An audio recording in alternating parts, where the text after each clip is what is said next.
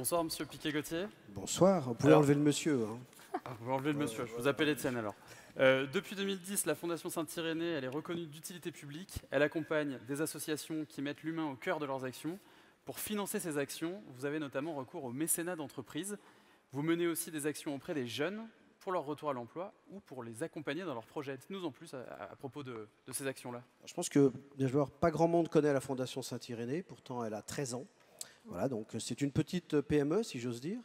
Elle a été créée à l'instigation du cardinal Barbarin et de toute l'équipe du diocèse pour porter toutes les actions, on va dire, de solidarité et d'éducation dans le diocèse de Lyon, donc dans le département du Rhône.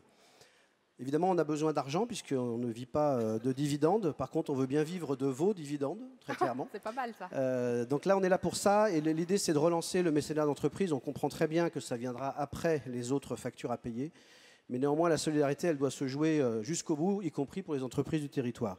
Donc l'idée, c'est que nous, on connaît à peu près, beaucoup en tout cas, les associations locales. Donc on peut faire gagner du temps au chef d'entreprise qui veut partager un peu la richesse qui lui reste. Donc on peut faire du sourcing.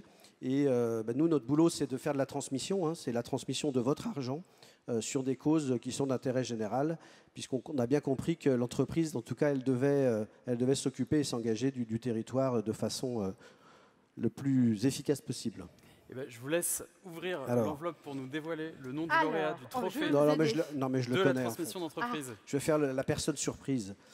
Alors, le prix est remis à l'entreprise Charles Jouffre.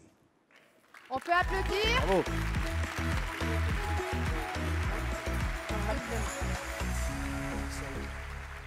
Comme on parle de transmission, ils sont deux, évidemment. Voilà. Parce que nous, la transmission, on fait ça depuis la naissance de Jésus-Christ. Donc c'est pas un vœu pieux. Hein. Bonsoir Bravo. Charles. Bonsoir Romain. Bonsoir. Charles, Bonsoir Martha, bonsoir à tous.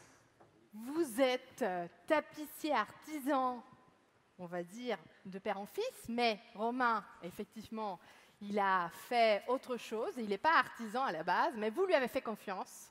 Tout à fait. Il a fait une école de commerce et il est parti des Lyon à Paris en passant par New York et puis le Maroc avec un ADN de réinventer le monde de la tapisserie haut de gamme. Tout à fait. Et en plus, vous êtes EPV, donc entreprise du patrimoine vivant. Exact. On peut l'applaudir quand même. Hein. C'est le must de la soirée. Il y a deux. Alors j'ai une question.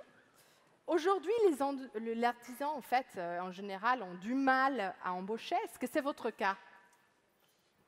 Effectivement, c'est un de nos challenges de trouver notamment des artisans qui soient extrêmement compétents. Donc c'est un challenge, mais on se retrousse les manches, on essaie d'être très présent, notamment sur les réseaux sociaux, de développer notre marque employeur, de faire connaître ce savoir-faire, qui est un savoir-faire magnifique.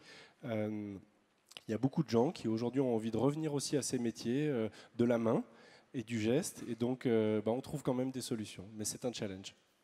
Bon, ben super. En tout cas, on va vous demander de remettre ce trophée. Je le donne aux jeunes. À Charles et à Romain Jouffre. Bravo Romain. On peut bravo les Charles. applaudir bien fort. Félicite. Félicitations. Merci à tous. Messieurs, Et vous on pouvez vous gagner souhaite l'espace photo. À l'espace photo.